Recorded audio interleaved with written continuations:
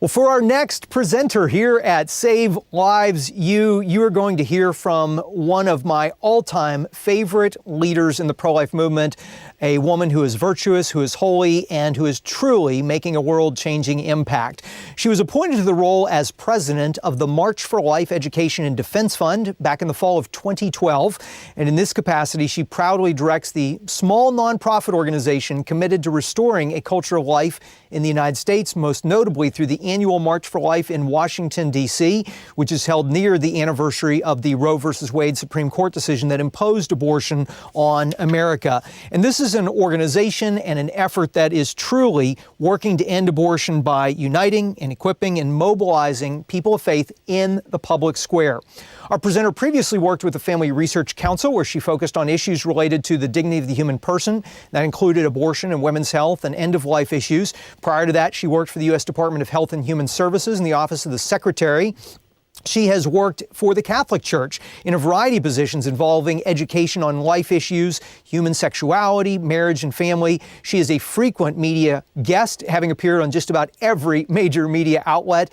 And she holds an undergraduate degree in psychology from James Madison University and a master's degree in the theology of marriage and family from none other than the Pope John Paul II, St. John Paul II Institute for Studies on Marriage and Family. She's married to her best friend, David, and I'm thrilled to have walking us through this topic, unique from day one, the scientific reality of life in the womb and how we can protect life in the public square, the president of the March for Life, Jeanne Mancini. Jeanne, how are you doing today?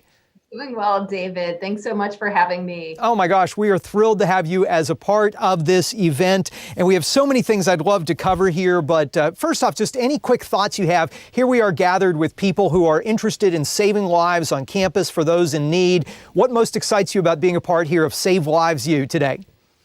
Well, first of all, I just want to say again, thank you. I feel very honored among your guests to be able to speak to this crew of people who are interested in hearing about this. And if I may, I just want to take a moment to, I guess, think a little bit about what's happening in culture.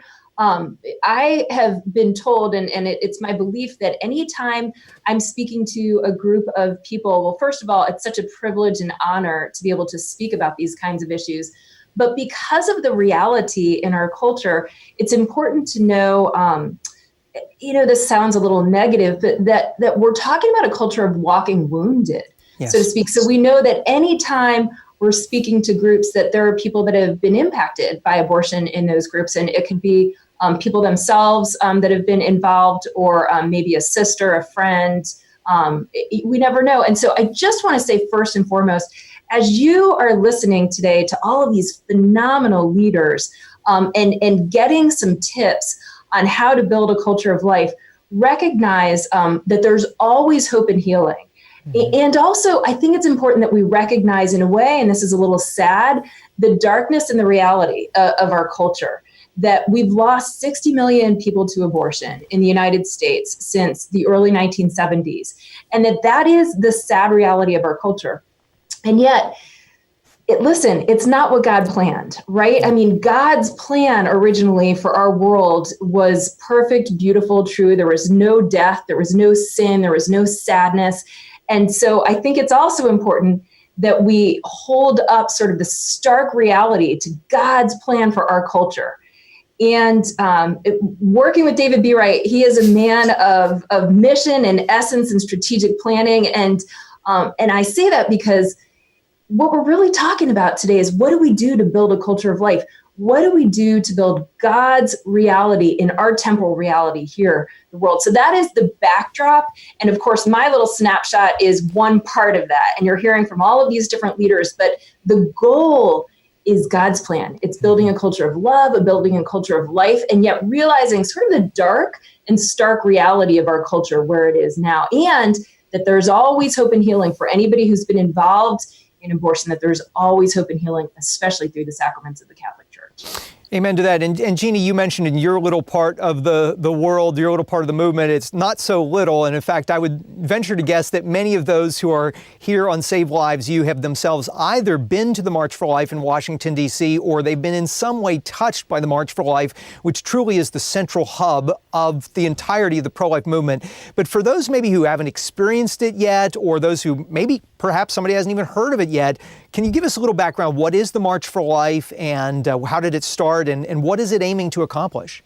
Absolutely. So, of course, in 1973, the Supreme Court passed two decisions that legalized abortion in the United States and all of the states, and it essentially legalized abortion through all three trimesters, ultimately putting us in, sadly, cahoots with one of 7 other countries around the world that actually allow abortion through all 3 trimesters. But so that was Roe versus Wade and Doe versus Bolton, those 2 Supreme Court decisions. And so about a little bit less than a year after that, a woman by the name of Nellie Gray gathered some other people in her Capitol Hill townhouse to discuss how they were going to mark this anniversary, essentially, because they didn't want this anniversary to go unnoticed. They wanted to draw a line in the sand and to show that abortion was essentially a human rights abuse and that it was not okay. I mean, and so thus began the first March for Life, January 22nd, 1974, 1 year after Roe versus Wade and Doe versus Bolton. They thought that the march would go on a year, maybe 2 years, maybe 3, because of course those Supreme Court decisions were decisions of what we call judicial activism outside of the parameters of what the Supreme Court is called to do, which is to interpret the Constitution.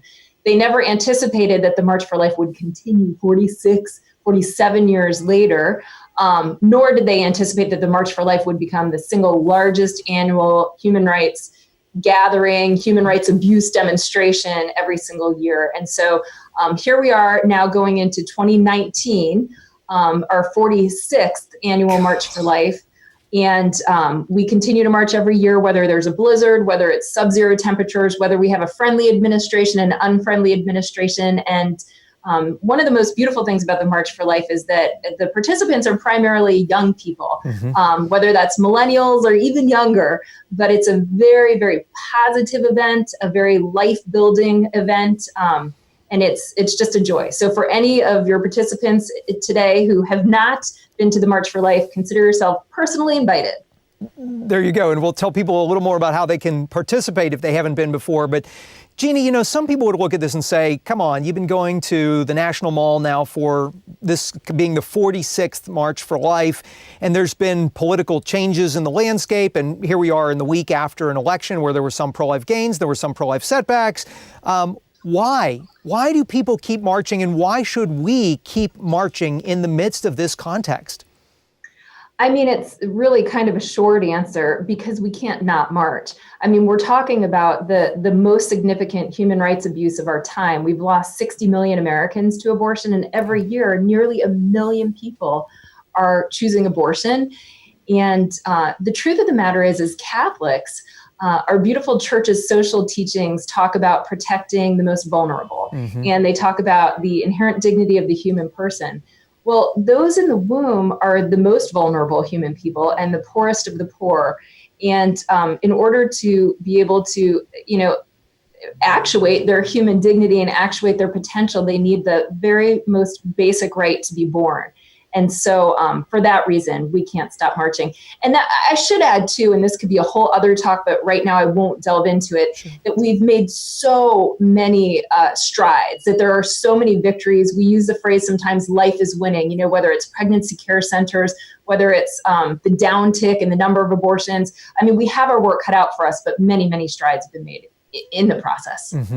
And Jeannie, from your background, you've had lots of formation in Catholic social teaching, and obviously the audience we're speaking to today is heavily made up of Catholic Christians, although there are some who are not Catholic. What other thoughts, or from your experiences, just the aspects of the richness of the Catholic Church's teaching really compel us to be a voice for the voiceless, and particularly, sometimes we want to just kind of keep these things to ourselves because it's controversial, but what does Catholic social teaching say, or Christian historical teaching say to all of us about the need to speak up for those who can't speak for themselves? Well, if it's okay, I'm going to sort of back my way Sure. into answering That's that. great.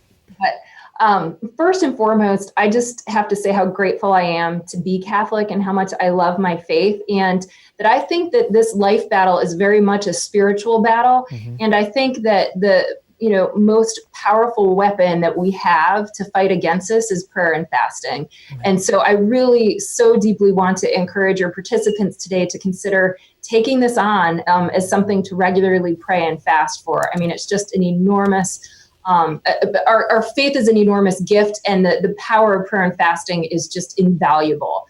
It can move mountains. And so that's one piece, but that's absolutely not answering your question. No. So our beautiful Catholic social teachings, again, talk about the inherent dignity of the human person. They also talk about the temporal reality of our world.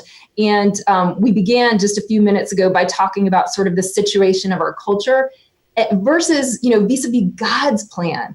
God's plan is that our world would be one where love is at the center of everything that we do, that selfishness would never be a part of our decisions, that sin wouldn't even be something that we were aware of. So obviously that's not the world that we live in, but it is our goal. That's like our vision. That's where we're working towards. And as Catholics or Christians, we are called to work to make our temporal reality as godlike, you could say, as possible, or as another way of saying that is as human as possible. So having love at the center. So the mission of the March for Life is essentially to be a voice in the public square, a witness in the public square about life. To be a little more specific, our mission is to unite pro-life Americans or pro-lifers around the world, to equip and educate pro-lifers, and then to mobilize pro-lifers in the public square. And that's very inherently Catholic in a sense, in as much as it's very much about impacting our temporal reality to make it a more life-affirming, a more love-affirming world. And so that's very much our mission, and that's 110% the call to every lay Catholic to impact their temporal reality. Well, and truly, that's what we're trying to accomplish here today on Save Lives U, is we're trying to bring people together, we're trying to form and equip them so they are able to then be mobilized to go out wherever their sphere of influence is on the college campus or in their community to help make a life-saving difference. And so that mission that you have been a part of at the March for Life is being lived out in reality here at Save Lives U. But let's talk March for Life 2019. You made an exciting announcement recently about the theme, and that also is the title we used for your presentation today. Tell us about the theme of the January March for Life in 2019. Great. Thank you, David. So every year when we choose the theme of the March for Life, we try to be really discerning and consider what are the most pressing needs in terms of building a culture of life, because the March allows us a platform by which to educate other pro-lifers around the world. And so we see this as just this really valuable and strategic and beautiful opportunity to educate, really, like I said, on the most cutting edge needs or the most pressing needs of the pro-life movement. So in the past, we've chosen such themes as adoption, a noble decision, trying to bridge the gap between the number of infant adoptions that happen every year, which is 20,000 in our country, versus the number of abortions that happen every year, which is nearly 1 million in our country. We've also had themes related to being pro-life is pro-woman, because we hear so many conflicting messages about that. So we've had, all sorts of interesting themes over the course of the years of the March for Life. This year, our theme is pro-life is pro-science, unique from day one. Pro-life is pro-science, unique from day one. And why? Because it's a little bit sad that the other side often tries to pit being pro-life against sort of the idea of being reasonable, being rational, and certainly being science-focused. And yet the reality is that science and technology are very much on the side of life. Consider, for example, about 10, even 15 years ago, the other side, and by the other side, I mean our friends, but our friends who are working towards, sadly, the abortion lobby, the abortion proponents, so to speak, and we need to pray for their conversion all of the time. But the other side would argue that a baby developing in the womb is pretty much a lifeless blob of tissue. I mean, until pretty recently, that was their major talking point. And so an abortion wasn't taking a life. It was just sort of taking this sort of, mass of cells. It was a potential life. Well, because of advances in science and technology, we know that's not the case. I mean, even over the course of the last 3 years, we've gone with ultrasound technology from being able to tell the sex of a baby at 20 weeks to something like 10 weeks. And with a blood test, you can even tell the sex of a baby now at 6 weeks. But there are advances in understanding fetal development. So of course, fetal development has always occurred this way, but now we can see it in ways that we've never been able to see it before. It's just remarkable. I mean, to be able to hear and see a baby's heartbeat at such a young age.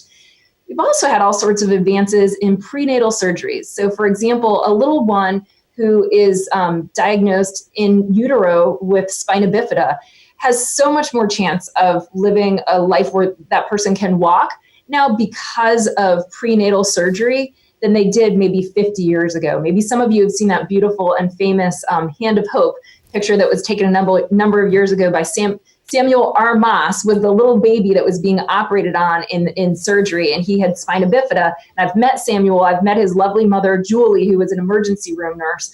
And Samuel has a lot of potential for walking and moving around in a very healthy way these days because of that surgery. So there's all sorts of advances.